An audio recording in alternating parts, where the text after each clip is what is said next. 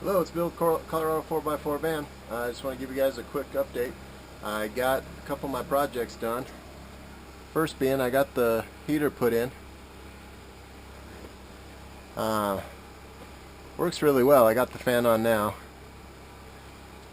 You can kind of see it where it's up to temp. When it first starts up, it's really blue flames. It's starting to get a little more orange now, and this is on the low setting.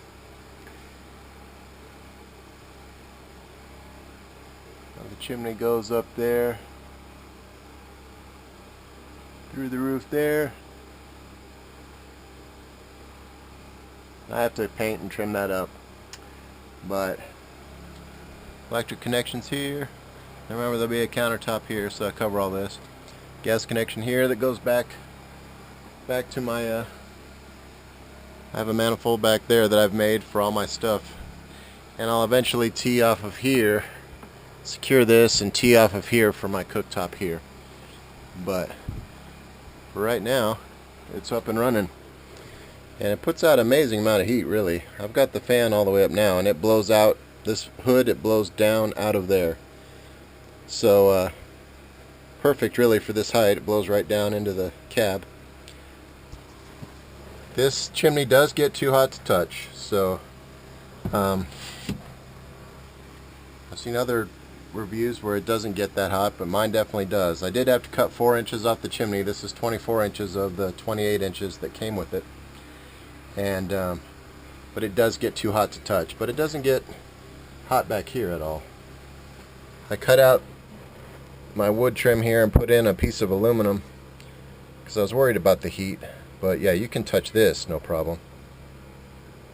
But the chimney gets too hot.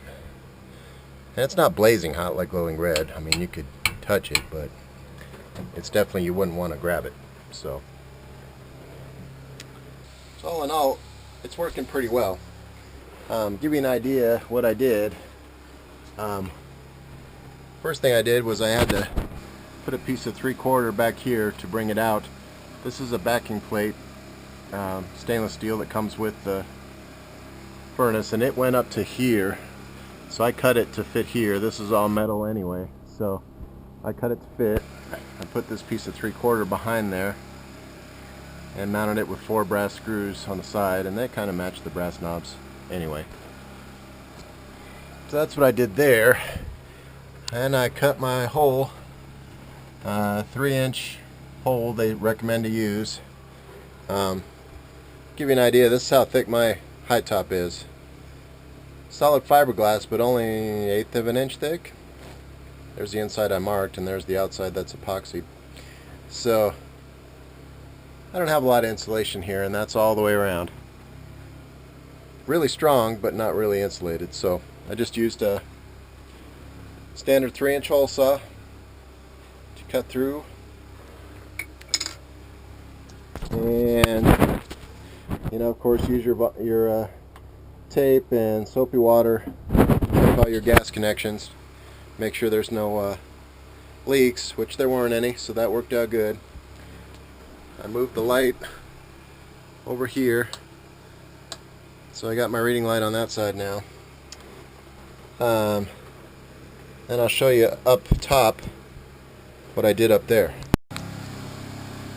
So up here, you can see there's you feel the heat coming out of there. This is the rooftop part, and you can kind of see, I mean, this open won't go through my door, but it's a little bit higher than this when it's closed, but not much, so it should be fine. They had stainless screws here, but they weren't long enough. I had to put that piece of wood inside so that I had something to grab to. This is so thin, so I put that wood down there first, silicone that up there. Then I use these screws that are made for metal roofing.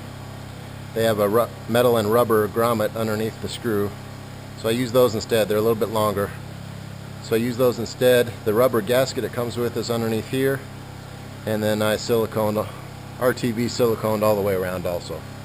So you can see it's getting a little crowded up here, but not too bad. And that'll fit in and out of the door. The intake air goes in here, The exhaust comes out up here.